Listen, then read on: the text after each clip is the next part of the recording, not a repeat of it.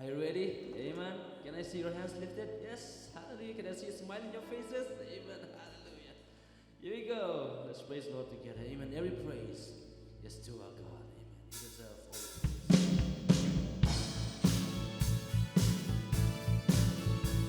Hey, hallelujah. Oh. Shall we all clap hands together like this? Come on.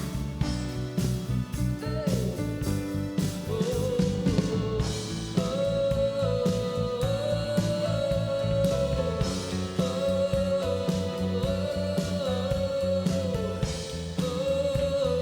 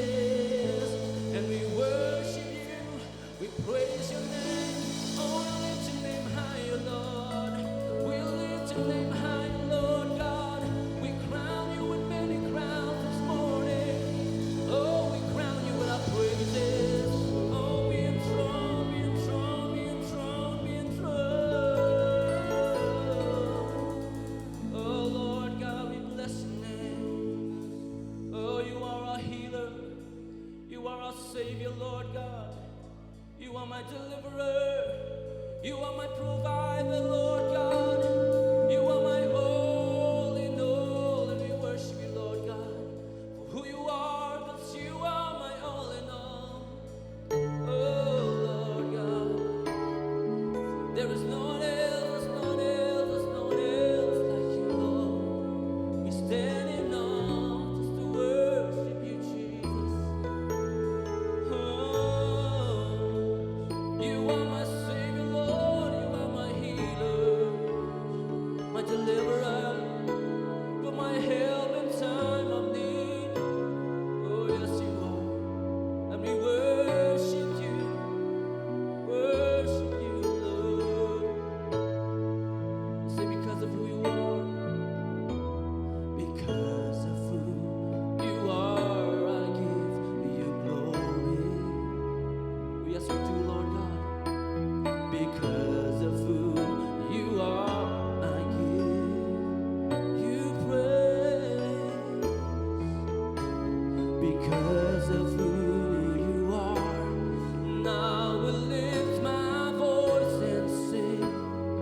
Lord, I'll worship you because of who you are. And I'll worship you because of who you are. Sing it again, because of who you are. Because of who you are, I give you glory. Oh, we give you all the praise. Because of who you are, I give you all the praise. Because of who you are, I will lift my voice and sing. Lord, I'll worship you because of who you are. Jehovah Jireh, Jehovah Jireh, my provider,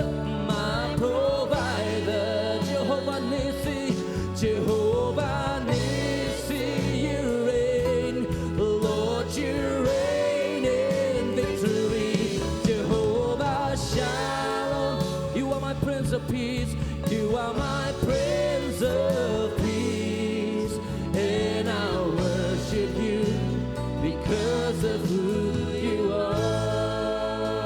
Because of who you are, we say. Because of who you are, I give you glory. Oh, yes, we do, Lord God.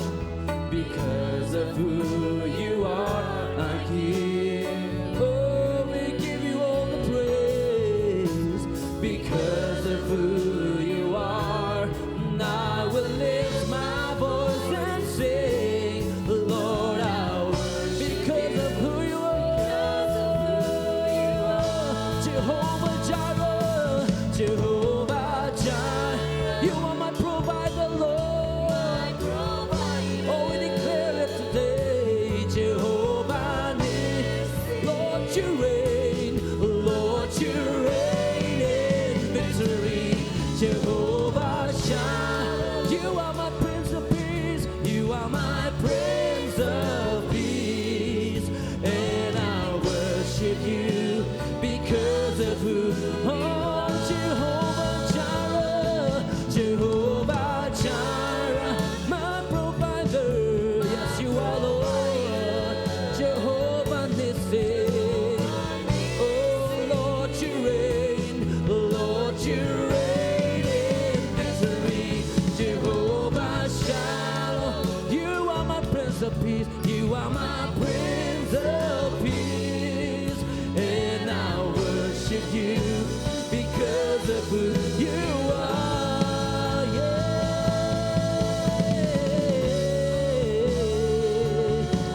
You are my Prince of Peace, Lord. You are my Savior. You are my healer. You are my provider, Lord God. Oh, yes, you are. And we worship you, Jesus. Oh,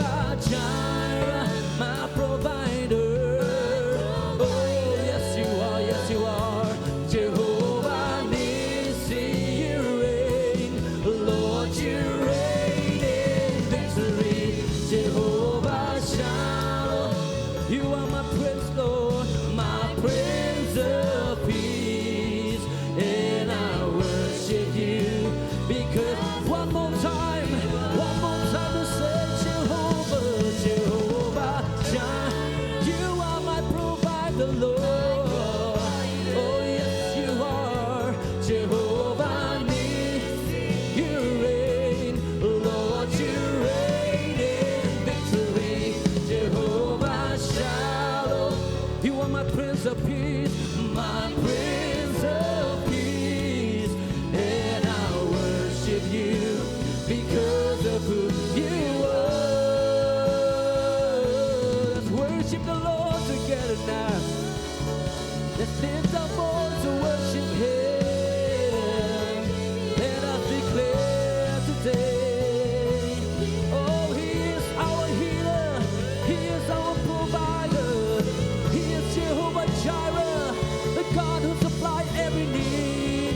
He is Jehovah Rapha, the God who healed us.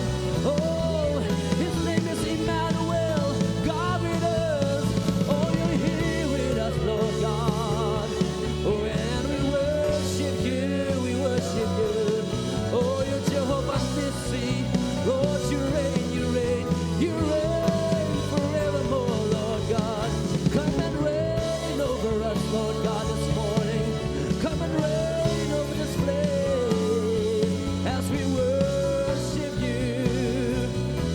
Oh, we worship you, Lord, we worship you, we worship you, Jesus. There is no one else, there is no one else like you, Lord. All the elders, they bow before you. All the elders, they bow and worship you, Lord. Oh, they bow to the King of Kings, 'cause you are so worthy, you are so holy.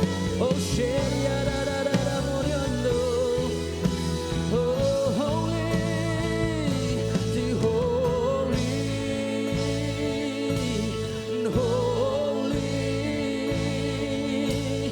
Now you, Lord God Almighty, worthy, worthy is the Lamb, worthy, worthy is you are holy,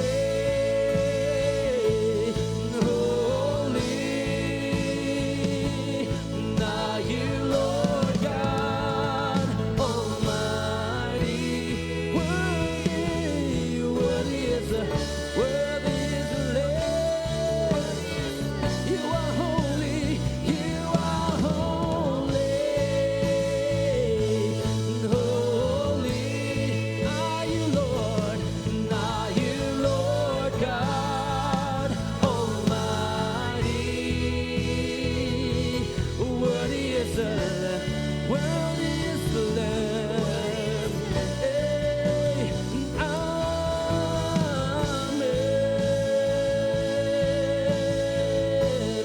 Oh, we look to you, Lord God, this morning.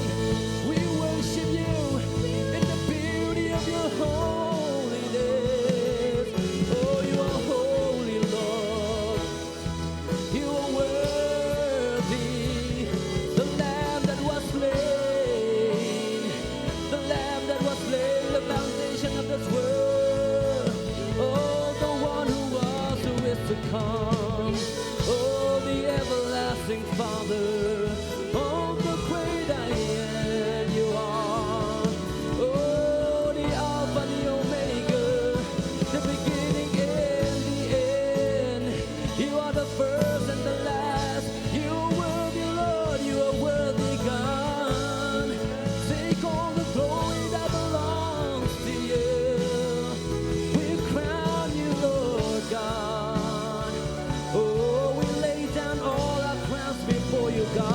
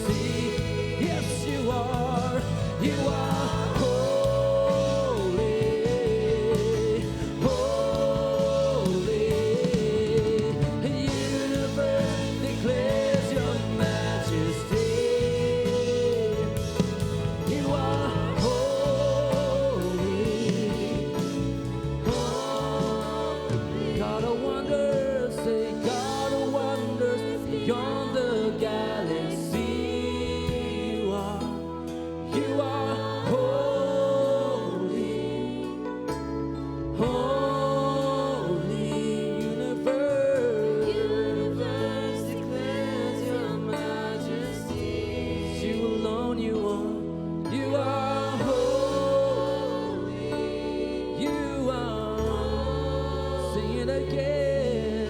Say, God of wonders, you are so wonderful, Lord God. You are, we worship you, Lord. Universe declares your majesty. The sun, the moon, the sky above, Lord, you are holy, holy.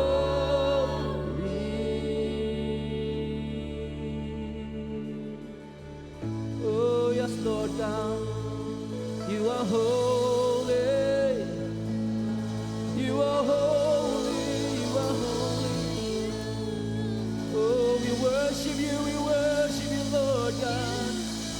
Oh, even the universe declares your majesty. Every creation sing and bow before you, Lord. Because you alone, you are the creator of the heavens and the earth. Heaven is your throne, and the earth is your footstool, Lord. You reign from heaven above. And everything else, Lord God, bows to you, bows to worship you, Lord. Oh, Lord God. Oh, you spoke, Lord God. Oh, you spoke, Lord God. And everything else, Lord God, came into existence. And you commanded, Lord God, and everything else fall into place. That's who you are, Lord God. You're worthy, worthy, Lord. You're worthy to receive all glory, honor, and praise. The God of the universe, the God who reigns forevermore, the God who conquered death, the God who has risen and lives forevermore. And his name and your name is Yahweh, Jesus, King of kings, Lord of lords. You deserve the highest praise, Lord God. Say, God of wonders beyond the galaxy, you are holy, holy. Universe declares your majesty. Say, you're worthy, you are worthy. Words, sing it again. God of wonders beyond the galaxy. You're worthy, say you are worthy. Sing it, word, universe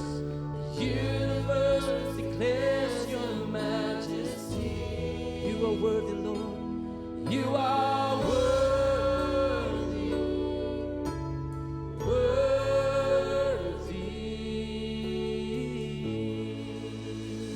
Hallelujah. Let's give the Lord a big hand of praise. Amen. He alone is worthy to receive all glory, honor, and all praise. Amen. From the rising of the sun to the setting of the same, His name alone is to be praised. Amen. Hallelujah. Hallelujah. You may be seated. Shall we bow our heads in prayer? Almighty Father, I stand before you this morning with much of a grateful heart that you sustain me, O Lord, that I'm able to stand and to share with the saints the things that you have put in my heart. Thank you for the revelation that you give to me from time to time.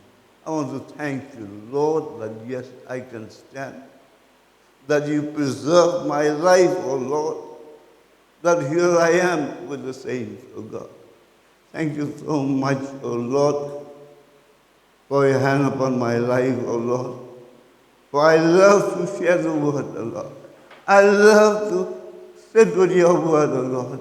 From what I learn, O Lord, I want to share with the saints. O Lord, may the saints be blessed today as they hear the message that you have put in my heart today. Bless each one of them as they open the hearts to receive the message that comes from you today. In Jesus' name I pray. Amen. Amen. So the message which I would like to share with you today, this morning, which for quite some time, which the Lord has put in my heart, is about what is that hope? What is the hope? Even as I meditate on this word, the Lord brings me to this message of hope. And as we listen to this hope, as the Lord open our hearts today about this message of what is hope. Message is what is our hope? And as I try to expound on it, about what the Bible speaks about, the blessed hope or the living hope. Because ultimately, the hope that we understand, the hope that we imbibe, the hope that we will live, that we imbibe in our life, is that hope that is the one that will determine our destiny. It will affect our ultimate destiny. It is the understanding of this hope. And once we understand this hope, we will be able to understand the total redemptive purpose of God for humanity. What is this blessed hope? What is this living hope? If we turn with me, Titus 2:3, in Titus 2:3, we see that for the Titus 2:13, I'll read from 11. For the grace of God that brings salvation has appeared to all men. Verse 13. The grace that brings salvation has appeared to all men. It has appeared, but it's just appeared in it. It's the beginning of the journey. We receive the grace of salvation. It's the beginning of it. But there is much, much more beyond it as we progress in our walk with the Lord. The Lord will reveal more. And in this journey, say that while we wait in this journey, we wait for that blessed hope. He said that, verse 13, while we wait for the blessed hope. What is that blessed hope? The ultimate. It is the appearing of the glory of our great God and Savior Jesus Christ. That is the focus. That is the focus in a Christian walk, in what we do, in our journey with the Lord. As long as we are here on earth before His coming, we have to anticipate. We have to look forward. It is with excitement. It is such a thing that we should anticipate. I mean, sometimes we only think that, yes, we live a Christian life and ultimately we'll go to heaven. No, but I think, yes, that is a separate thing, but mostly we need to focus about the glory of the coming of the Lord. That will be a focus of our life, the glory of the coming of the Lord. 1 Peter 1:3 says, in 1 Peter 1:3, we read this, says, praise be God, to the God and Father of our Lord Jesus Christ. In His great mercy, He has given us new birth into a new living hope. And this living hope, how do we get that living hope? It is through the resurrection of Jesus from the dead. So the whole concept of hope, originates. It has its basis, the whole concept, it has a basis because Jesus has died and Jesus has resurrected. This is interlinked. Our hope is, the basis of our hope is because that Jesus has resurrected. let us go to that background that, about the resurrection of Jesus. We go back to the times, the early Christianity, the times of Paul, the time of the early disciples, resurrection of Jesus. The fact that Jesus has died and risen is such an issue at that point of time, especially among the Jews. Among the Jews, it's such an issue. The Jews around that time, they were under the rule of the Romans.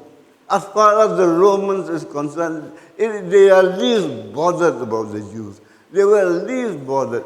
I mean, you see, in the book of, let me go to the book of Acts, when Paul was arrested, when Paul was placed before the governor, when Paul was placed before the king. You see, I'll read from Acts 25, if we jump, Acts 25:19.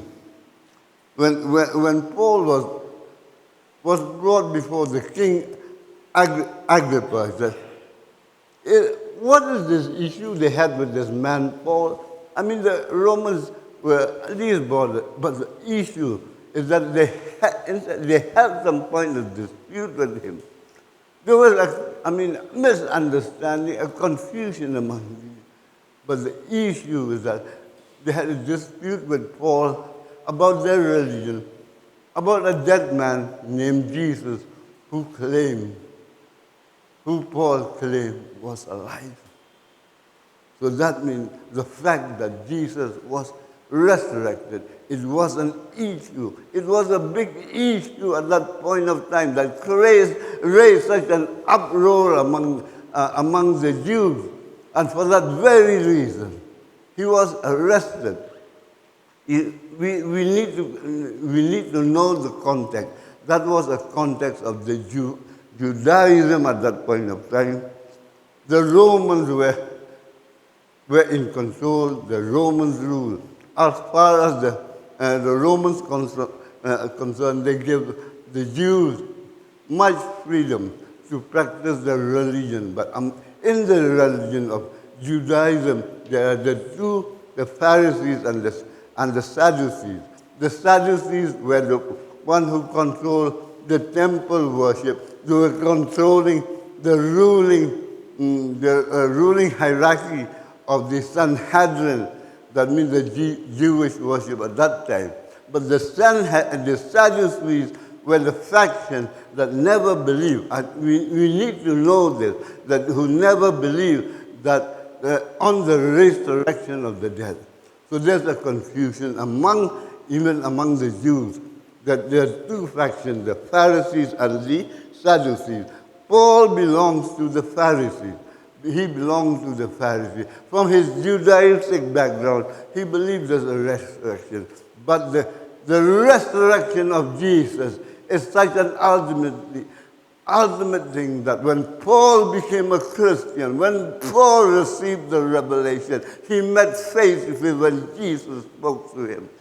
He is convinced that the resurrection of Jesus is the hope of all mankind, that he needs to press the message of the hope of the resurrection of Jesus, who is the first fruit, and ultimately we will come to that all of us will be resurrected. So you see, the only reason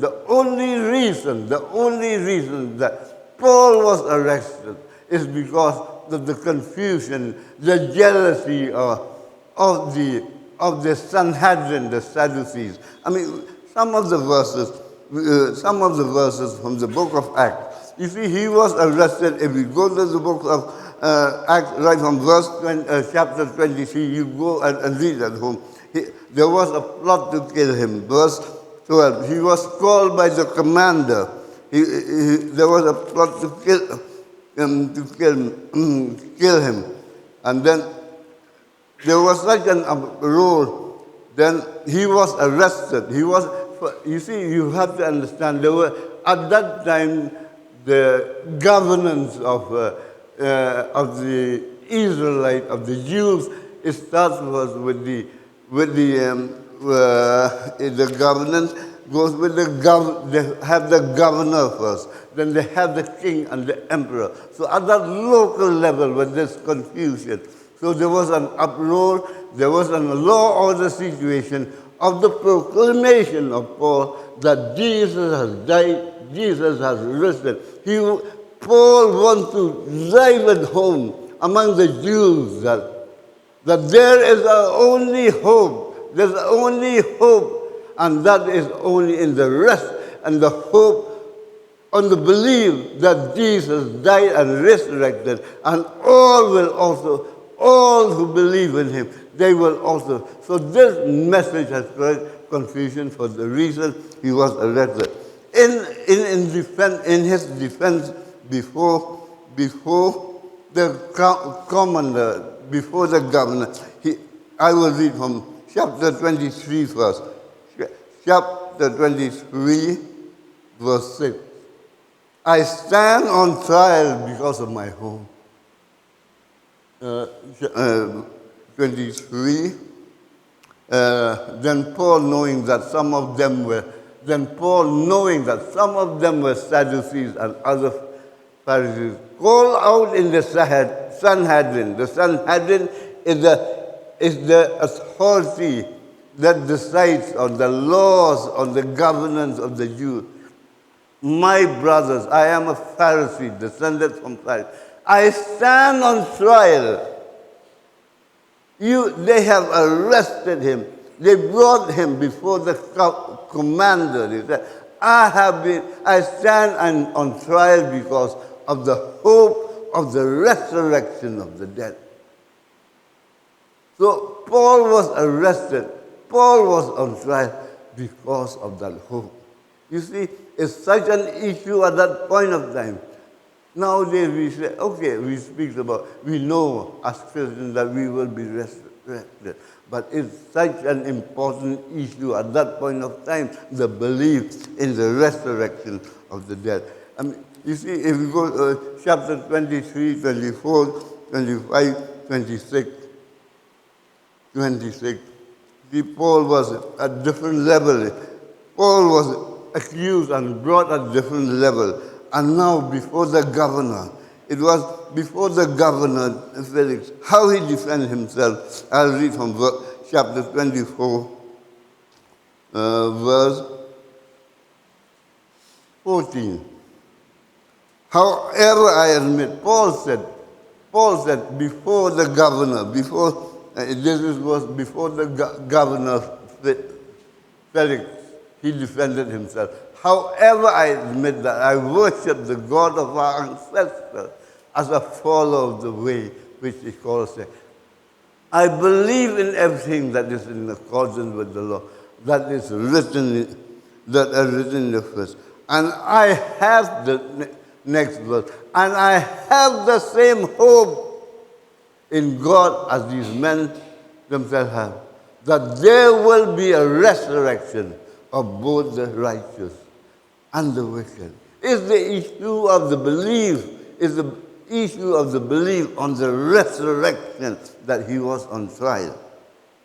You see, as far as the Romans, they're least bothered. That is not an issue. It's a question of belief that he should be arrested, that he should be flogged, and that he should be even be put to death. The Romans, are least bothered about that. But since they still do honor to maintain the law and order, so they don't want law and order issue to happen. So they got him arrested.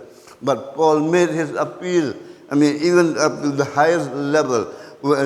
Next is to the king, King Agrippa. We will see his defense before the king also. Now go to chapter 26. Chapter 26 is that. Verse 5. They have known me for a long time and can testify, if they are willing, that I conform to the strictest sect of our religion, living as a Pharisee.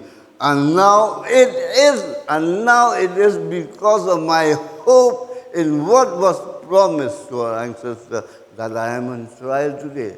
What is that hope? O King, then verse 7, O King, it is because of this hope, and it is because of this hope that the Jews are accusing me. Go on, and then he says that, why should any of you consider incredible that God raises from the dead? Why should any of you, he was telling before the king, before the Sanhedrin, why should you consider it incredible that God raises from the dead? I mean, why should you be surprised? I mean, with God, all things are possible. He raised from the dead. And Jesus, the first that was raised from the dead, we see now in verse 23, verse 20, that the Christ, he said, I believe in the old prophets, in Moses, in in the Old Testament, which speaks about Jesus. That speaks about Jesus, that Messiah would suffer was the first to rise from the dead and would bring the message of life to his own people and to his Gentiles.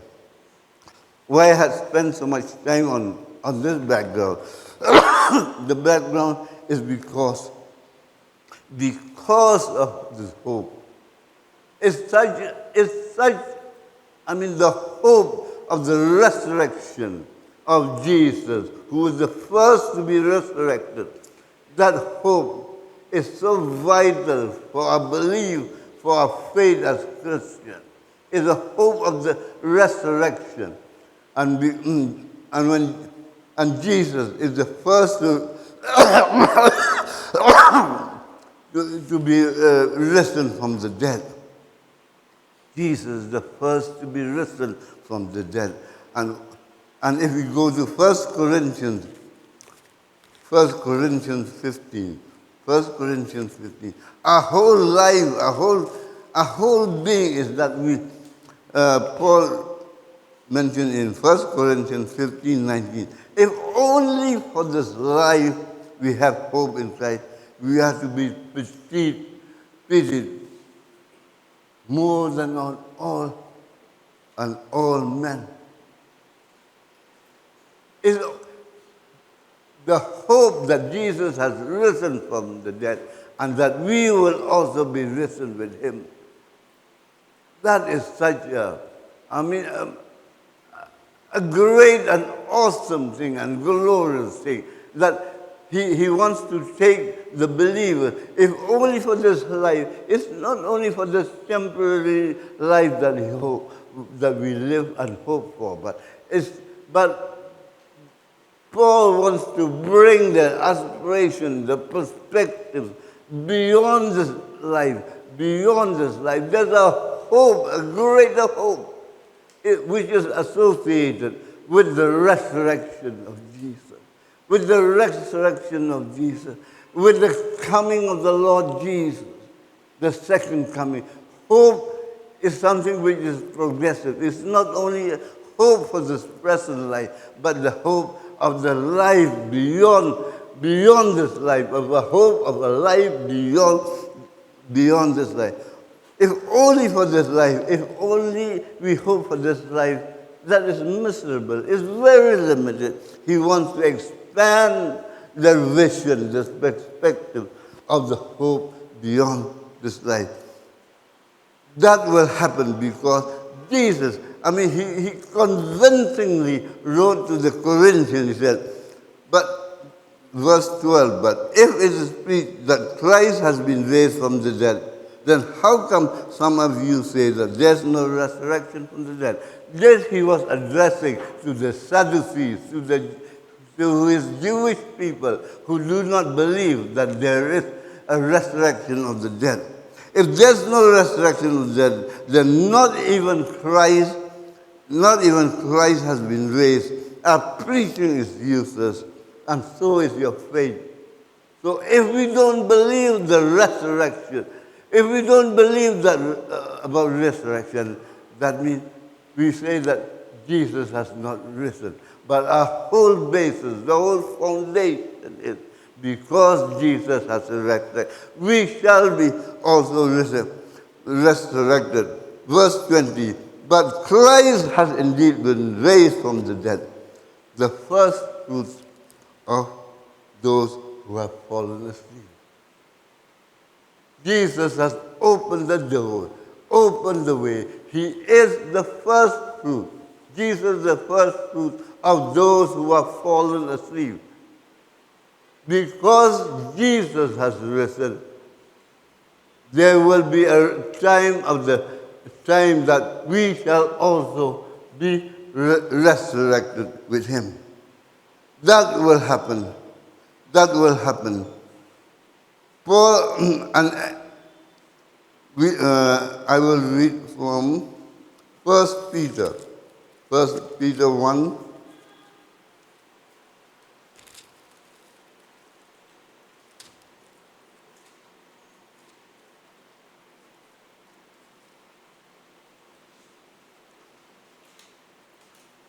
First Peter 1:3. Praise be to God, the Father of Lord Jesus Christ, who has given us birth into a living hope through the resurrection of Jesus from the dead, and into an inheritance that can never be perished, spoil of faith, kept in heaven for you. That means we will also be resurrected, and at the time of our resurrection, we will receive an inheritance. Because that's what Peter said, that unto an inheritance that can never be perished, spoil of faith. This inheritance is kept in heaven for you. It's kept in heaven for you till the time of your resurrection. At the time of your resurrection, the time of our resurrection, we will be resurrected at one point of time. And at that point of time, all the blessing, all the riches of glory, this is in heaven, will be unfolded, will be given unto us. So that is the hope. That we need to focus in our lives. Not only, if only for this life that you hope for is miserable, Paul says that. But our hope is what Peter said, mentioned, is the hope of that inheritance that we will inherit it at that point of time when we will also be resurrected. We shall be resurrected. That is the blessed hope. That is the living hope. Praise be to God the Father of our Lord Jesus Christ, who has given us birth into a new hope. This is what I read from Titus. In the beginning, Titus 2:13. That is the glorious hope. That is we shall all be resurrected. Romans 8:24. Romans 8:24.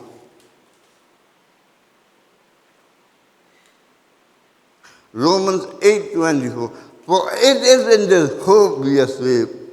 It is in this hope that we will be resurrected. It is in this hope that we are saved for this hope of receiving the inheritance at the resurrection, at our resurrection, at the coming of the Lord Jesus Christ. What is this? It's still a hope. When you hope, it's not, but hope that is seen is no hope at all. It has not happened. It has not happened. The second coming of the Lord has not happened. But we still have this hope. But hope that is seen is no hope at all. Who hopes for what they have already seen? If you have received, then there's no hope. So we have to live in a Christian life. We have to focus on this hope that one day, the day will come, the time will come, that we shall all be resurrected at the coming of the Lord Jesus Christ. Colossians 1:23. Colossians 1:23. If you continue in your faith and not move from this hope, and not move from this hope held out in this gospel. The gospel speaks about a salvation, and not only speak about salvation, it provides us a hope. This is the gospel that you have heard, that has been proclaimed to every creature under heaven, for which Paul said, I am a servant. You see, Paul said, I am a servant of this gospel, not only of salvation, but the gospel of hope. That's why he was arrested. That's why there was so much of confusion. That's why he had to defend himself before the commander, before the governor, before the king. And ultimately he appealed that he needs to defend even before Caesar. So that means this hope, the hope of resurrection, is so crucial, is so vital that Paul guarded it. He considered it so important for our Christian life. Even today, the Lord has not come. So it speaks to us today that we have to have that anticipation. We raise our perspective and a joyous expectation for that second coming of the Lord, when we shall all be resurrected. The resurrection, our resurrection. Jesus is the first fruit of the resurrection. We will be the fruit, we will be the other fruits of the resurrection. And this is so closely linked with the second coming of the Lord Jesus Christ. Hence, we need to focus. Our hope. What is our hope? Our hope is in the coming of the Lord Jesus Christ. It's very clear. As far as the date, the exact timing is not known, but the event is described. The happening will be happening. I mean, even Jesus, when he was on earth, he still do not know the date and the time when he was asked, but he said, only the Father knows. But we need to be prepared. We need to be prepared that at the coming of the Lord, we will all be part of those who are resurrected in life. That I will read from, I think, John 5. John 5, 20.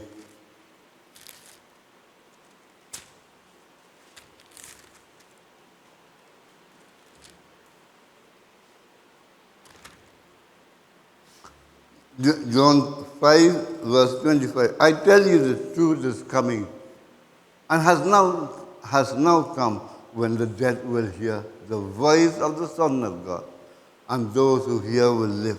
A time is coming, although no specific time has been mentioned, but a time is coming when the dead will hear the voice of the Son of God, and those who will hear will live. Verse 28 says, verse 28, do not be amazed at this, for the time is coming. All who are in the grave will hear his voice and come out. Those who have done good will rise to live, and those who have done evil will rise to be condemned. The time is coming. Specific date and time is not known, but it is coming. And those who have done what is good will rise to live. The focus of our Christian life, that we have to do good if we are going to live in that resurrected life. All our Christian life, I mean, it sums up. And those who have done what is good will rise to live. There are only two. Either we rise to live, or we rise to be condemned. The choice is for us here now. We do not know the date of it. We may be going to be with the Lord. I mean, his coming is delayed, but the fact remains that ultimately there will be a time when I will come to that, when we will also be resurrected. And when we are resurrected at that point, either we rise to live or rise to be condemned. When it is, unknown. But the Bible speaks very clearly that about that point of time. Say again, we go to Matthew 25, Matthew 20, go to Matthew 25:30.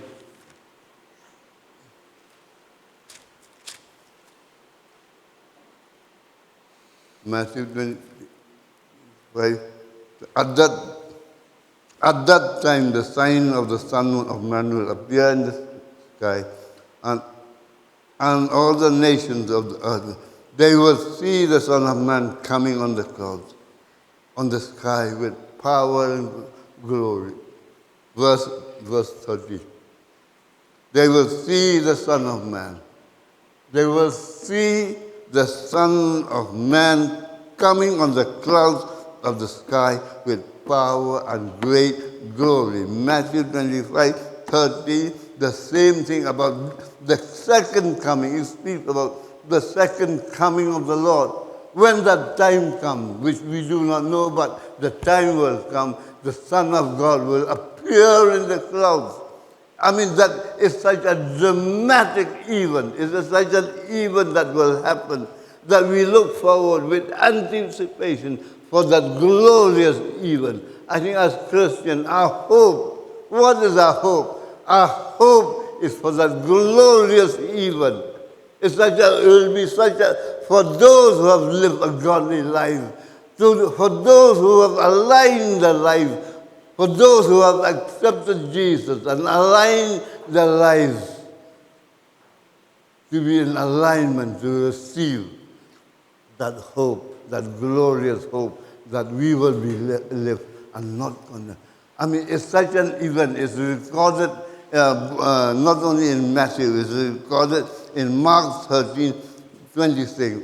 It's recorded in Luke 21:27. At that time, people will see the Son of Man coming in the clouds with great power and glory. That is the ultimate hope. That is the hope that each one of us will have. The hope of the coming of the Lord, who is coming in His glory. It is beautifully described even in 1 Thessalonians 14:6. First 14:6 that. For the Lord Himself will come down from heaven with a loud command, with the voice of the archangel, with the trumpet of God, and the dead will rise, and the dead in Christ will rise. That is the glorious event. That is our hope. For the Lord Himself, mark this word, for the Lord Himself will come down from heaven. It has a vital implication. If I have little time, I will explain about the Lord coming down from heaven. And what will happen to us? You see, at that point, we do not know that. At that point, those who have died before, those who were dead, who are already dead, the Bible says that that God will, verse 14, 1 Thessalonians 14 says, we believe that Jesus died and rose again. And so we believe that God will bring with Jesus at the coming of the Lord. For we believe that Jesus died. And so we believe that God will bring with Jesus those who have fallen asleep with Him. You see? So the question is, until the Lord comes, what happened? But those are with Christ, and He will bring them. They will be the first. And then, and we who are still alive, if we happen to be still alive at that point of time, will certainly not precede those who have fallen asleep. For the Lord will come. Verse 17, after that, we who are still alive and are left will be caught up together with them in the clouds to meet the Lord in the air. That is the glorious event. That is the glorious event. That is our hope. We hope that If we are alive at that point of time, we will joyfully, glorious, go up to heaven. How that will happen, we cannot describe, but the Bible says that we will be caught up in the clouds with him. And Jesus will come from heaven. He will bring those who have died with him. And that is such a glorious event. Such a glorious event. We will be changed. At that point of time, the body that we live, this physical body that we live, it will be totally changed. Because of time, we cannot go, but the Bible, if we go elaborately in 1 Corinthians 15, from chapter 36 onward, about the resurrection. There is a natural body, there is also a spiritual body. We will be transformed. What will happen? We will be transformed with a new body. It is believed that we will be like Jesus. We will be having the body like Jesus. Jesus, the resurrected body of Jesus, is the model of the body that we will inherit at that point when the Lord Jesus Christ comes. That is the glorious hope. That is the glorious hope that we have. At the coming of the Lord Jesus Christ, we will be transformed. Hallelujah. That is the hope that we have. So the question that most of us will ask, what happens to those who die, who die now? Where they will go? The traditional belief, the traditional teaching that we all go to heaven. The thief, when he was crucified, one of the thieves who was crucified along with Jesus, Luke 23:43, I think he said that, please remember me when your kingdom comes. Jesus said, today you will be with me in paradise. So paradise is the place where those who have lived for those who die, who have lived a godly life, they'll be in a temporary residence in paradise. It speaks about the beautiful place, a nice, a good, peaceful place that all those who have died before the coming of the Lord, temporarily they will be in this place called paradise. John 14:2 says that, in my house there are many mansions. There are many mansions. What are these mansions? The mansions is not speak about the permanent place. You see, the original Greek word says, I think the original Greek word says monai, which is translated into English as mansion. But monai in the original Greek word, it speaks about like a guest house. You are in transit to be going somewhere. You are staying temporarily in a place, a good place that you can stay. Because traditionally we have been taught that we are going to heaven. Sometimes we get caught up in the thinking that we will be permanently placed in those nice mansions in heaven. But the truth of the Bible says that Jesus said that there are many mansions, but these are just like the paradise which Jesus spoke to the one who was crucified alone. That today, he said, today you will be with me in paradise. Today, that day is a Good Friday. It does not speak at the time of resurrection. That means today is that very day he will be with Jesus in paradise. But Jesus, the thief was saying that when thy kingdom come, but Jesus said today, it speaks about that kingdom has already started when Jesus, he was the first to be resurrected. But the ultimate culmination of the resurrection will come at the coming of the Lord Jesus Christ, when he will bring those back, those who are in paradise, those who have gone before us, that he will bring them back. He will come down from heaven. I mean, it speaks about, that is the hope. You see, that is the progressive revelation of the hope. First, if you have only this hope for this life, you are miserable. You need to expand. You need to expand, to enlarge your perspective. That our hope is in the coming of the Lord Jesus Christ. When at the coming of the Lord Jesus Christ, the treasures that we are reserved in heaven will come to us. Philippians 3:20 says that in Philippians, our citizenship is in heaven. We are misled by that, by saying that when we speak about our citizenship in heaven, sometimes we interpret that our permanent residence, our mansion, our paradise is in heaven. No, but that is not what is conveyed. Our citizenship, thy kingdom come, thy will be done on earth as in heaven. Jesus is not taking us to heaven. Jesus is coming from heaven. Jesus is coming from heaven. The inheritance reserved in heaven are for us. We will be bestowed with all the inheritance that is there for us. You see, let us read Philippians 3:20. 3:20, continue with that.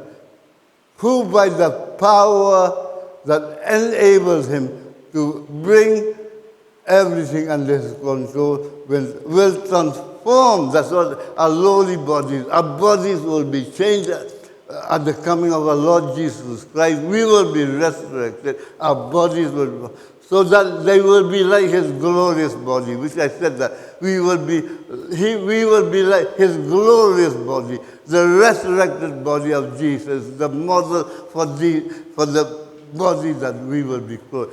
Go on with, I think it follows. Next, up in that third one, who by the power that they will be like his glorious body. Read some, open some more of that. Next, I think.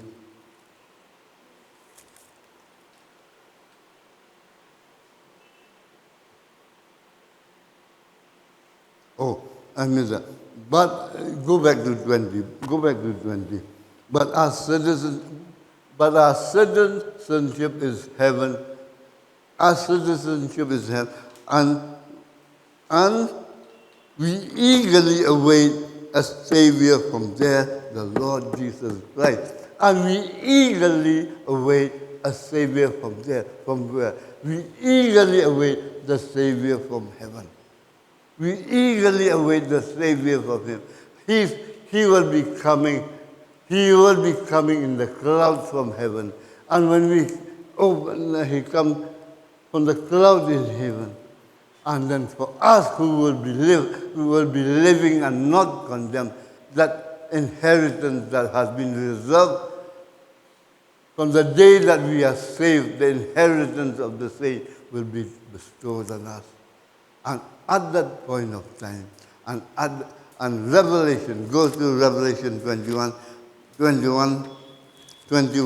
Revelation 21 says that, number 2, I saw the holy city of the New Jerusalem coming down out of heaven. Our hope, our whole anticipation, our whole eagerness, our whole focus on that hope is that we hope for the Savior who's coming down from heaven. When he comes down from heaven, in that glorious even, when the trumpet will be blown, when the dead in Christ will come, when we will be caught with him.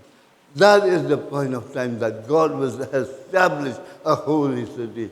That is the point of time when he will establish. I saw the holy city, the New Jerusalem, coming down of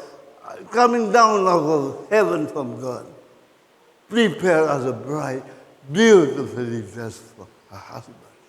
That is the glorious, the ultimate glorious hope that Christian belief.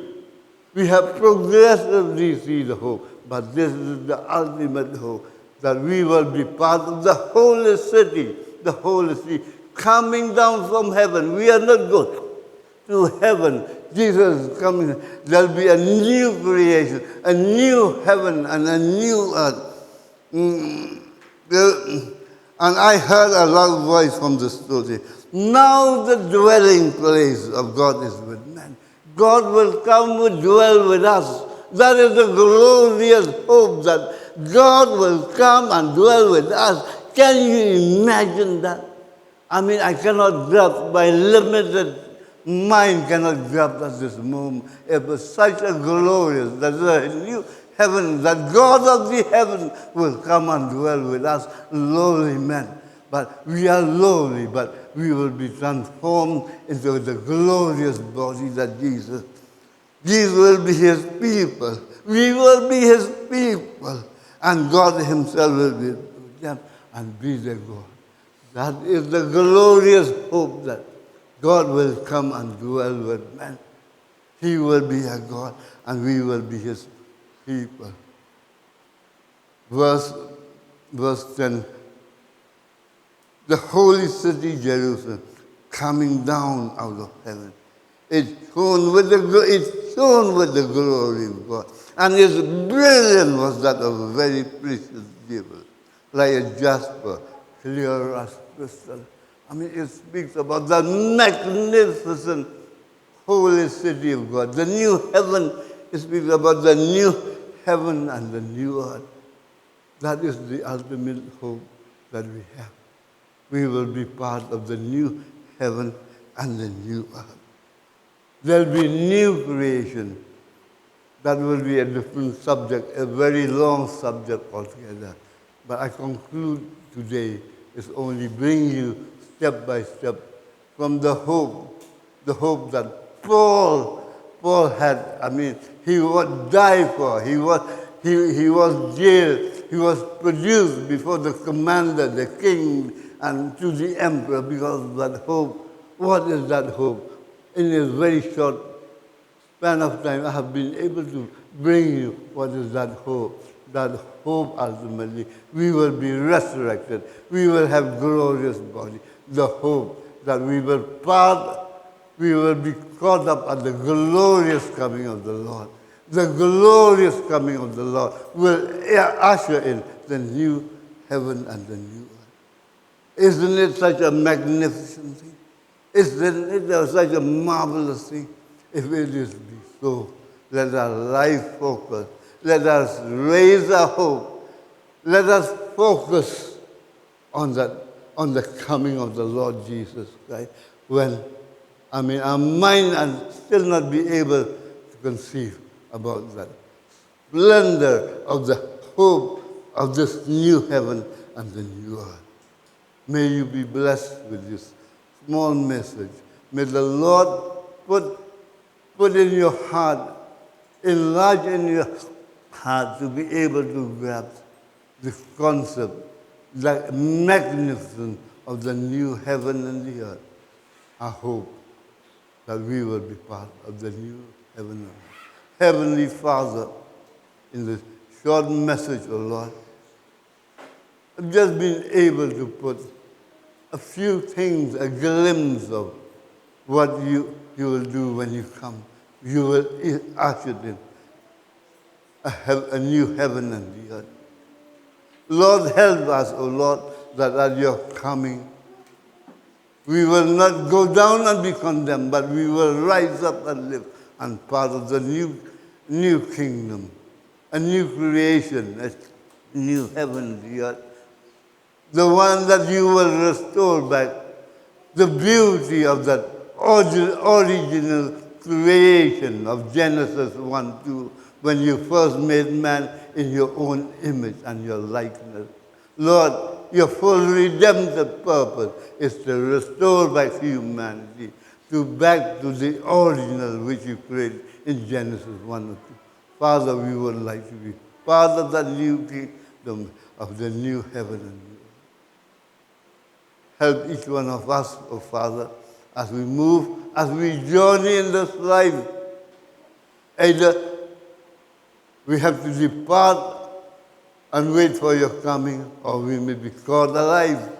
But Lord, help us to walk through journey on a life that is godly, a life that is holy, that we will be found worthy, O Lord, to be part of the new heaven.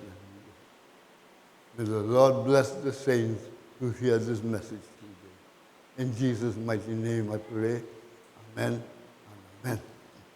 I hope that you will be blessed with this short message. God bless each one of you. Amen.